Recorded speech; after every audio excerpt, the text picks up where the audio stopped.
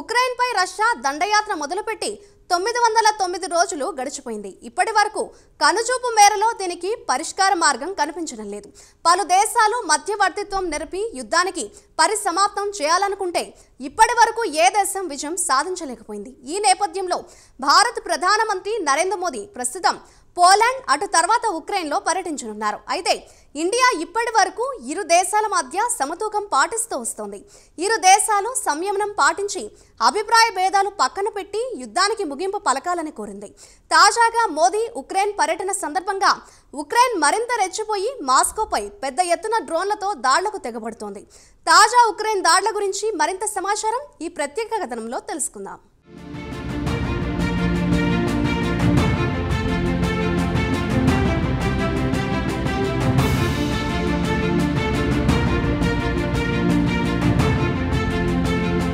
భారత ప్రధానమంత్రి నరేంద్ర మోదీ ప్రస్తుతం పోలాండ్ పర్యటనలో ఉన్నారు. శుక్రవారం నాడు ఆయన యుక్రెయిన్లో ఓ రోజు పర్యటించనున్నారు. ఇండియా విషయానికొస్తే అభిప్రాయ భేదాలను పక్కన పెట్టి శాంతి చర్చలు మొదలు పెట్టాలని ఇరు దేశాలను కోరుతోంది. అయితే ఇప్పటి వరకు ఏ ఒక్క భారత ప్రధానమంత్రి యుక్రెయిన్ పర్యటనకు వెళ్లిన దాఖలాలు లేవు. ఇక ప్రధానమంత్రి యుక్రెయిన్లో పర్యటించనున్న క్రమంలో యుక్రెయిన్ మరింత రెచ్చిపోయి మాస్కోపై పెద్ద ఎత్తున డ్రోన్లతో దాడులకు తెగబడుతోంది. యుద్ధం మొదలైన తర్వాత ఈ స్థాయిలో యుక్రెయిన్ రష్యాపై దాడులు చేసిన దాఖలాలు లేవు. రష్యన్ అధికారులు కూడా ఈ విషయాన్ని అంగీకరించారు కూడా. రాజధాని మాస్కోలో పలు ప్రాంతాలు దెబ్బతిన్నాయని రష్యా కూడా అంగీకరిస్తోంది.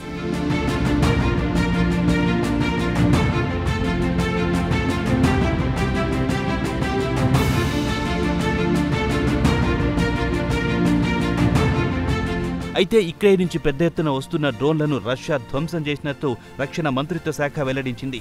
మొత్తం 45 డ్రోన్లను ధ్వంసం చేసినట్లు తెలిపింది. అయితే యుక్రెయిన్ రష్యాలోని క్రూక్స్ రీజియన్తో పాటు సుమారు 98 గ్రామాలను 1250 చదరపు కిలోమీటర్ల భూభాగాన్ని ఆక్రమించుకున్న తర్వాత రష్యా కూడా యుక్రెయిన్పై దాడులను మరింత ఉధృతం చేసింది. యుద్ధం మొదలైన తర్వాత యుక్రెయిన్ మొట్టమొదటిసారి మాస్కోపై పెద్ద ఎత్తున డ్రోన్లతో దాడులు మొదలెట్టిందని మాస్కో మేయర్ సెర్గీ సోబియానిన్ టెలిగ్రామ్ ఛానల్తో మాట్లాడుతూ చెప్పారు. యుక్రెయిన్ డ్రోన్లు లక్ష్యానికి చేరుకోవడానికి ముందు వాటిని కూల్చేయడం జరుగుతోందని మేయర్ అన్నారు.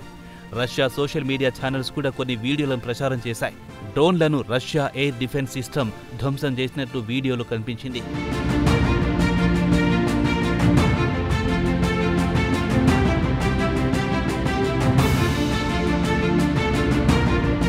యుద్ధం మొదలై దాదాపు 2.5 సంవత్సరాలు పూర్తయింది. ప్రారంభంలో రష్యా యుక్రెయిన్పై పైచేయి సాధించింది. ప్రస్తుతం యుక్రెయిన్ రష్యాపై పెద్ద ఎత్తున దాడులు మొదలెట్టింది.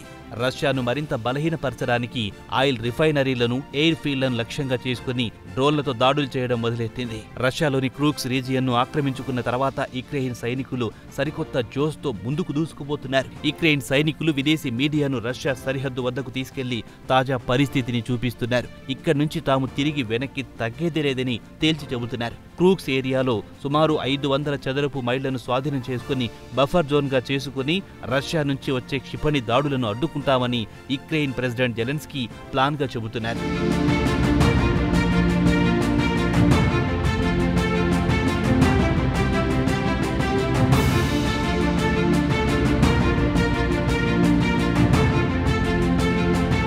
ఇక్కడ అసలు విషయానికొస్తే యుక్రెయిన్ రష్యా భూభాగంలోని క్రూక్స్ ఏరియాను స్వాధీనం చేసుకుని పట్టు బిగించింది.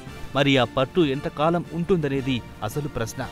యుక్రెయిన్ పరిస్థితి ఎలా ఉందంటే, ఒకవైపు రష్యా భూభాగంలో పాగా వేస్తుంటే మరోవైపు పక్కా యుక్రెయిన్ తూర్పు ప్రాంతంలోని ఇండస్ట్రియల్ ఏరియా డోన్బాస్ను రష్యా చేతిలో కోల్పోతోంది. యుక్రెయిన్ వరుసగా గత 3 వారాల నుంచి రష్యా భూభాగంలోకి ధైర్యంగా చొచ్చుకుపోతోంది. ఇక రష్యాకు చెందిన న్యూస్ ఏజెన్సీ టాస్ సమాచారం ప్రకారం రష్యా భూభాగంలోకి చొరబడి యుక్రెయిన్ కాల్పులు మొదలెట్టిన తర్వాత అంటే ఆగస్టు 6 నుంచి సుమారు 31 మంది మృతి చెందారు. 143 మంది గాయపడ్డారు. మరో 79 మంది ఆసుపత్రి పాలయ్యారు. వారిలో 4 పిల్లలున్నారని రష్యా మీడియా వివరించింది.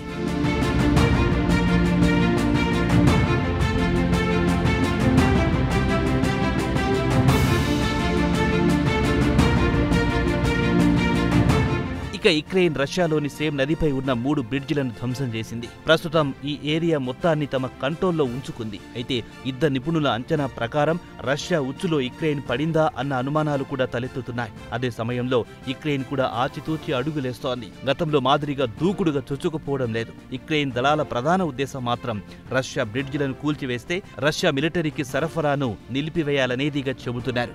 శాటిలైట్ ఫోటోల ప్రకారం చూస్తే సేమ్ ఏరియా సమీపంలో కొన్ని గ్రామాల్లో పెద్ద ఎత్తున మంటలు కనిపించాయి. మంగళవారం నాడు కూడా సేమ్ నదికి ఉత్తర భాగాన మంటలు కనిపించాయని అసోసియేట్ ప్రెస్ వెల్లడించింది.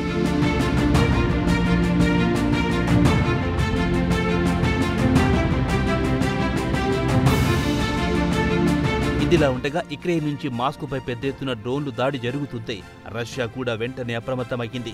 రష్యాలోని ఉత్తర ప్రాంతంలోని 2 నగరాల్లో విమానాశ్రయాలను మూసివేసింది. విమాన సర్వీసులను రద్దు చేసింది. ముర్మాన్స్క్ గగనతలంలో విమానాల రాకపోకలు నిలిపివేశారు. మొత్తం మిలిటరీ బేస్గా మార్చారు.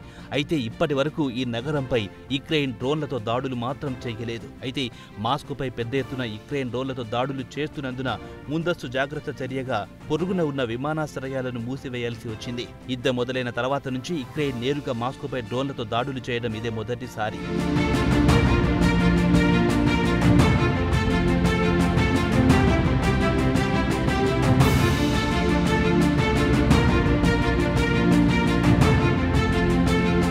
ఎట్టకేలకు యుక్రెయిన్ బలమైన పుతిన్ సేనను వడికిస్తుందనేది మాత్రం వాస్తవం. రష్యా కొంత భూభాగాన్ని కోల్పోతే అదే సమయంలో యుక్రెయిన్ కూడా కొంత భూభాగాన్ని రష్యా చేతిలో కోల్పోవాల్సి వచ్చింది.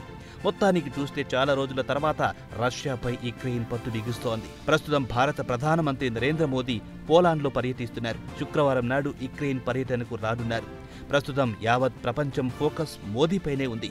జెలెన్స్కీ మోదీ చర్చల తర్వాత పరిస్థితులు సాధారణ స్థితికి రావాలని ఆశించడంలో తప్పు లేదు కదా.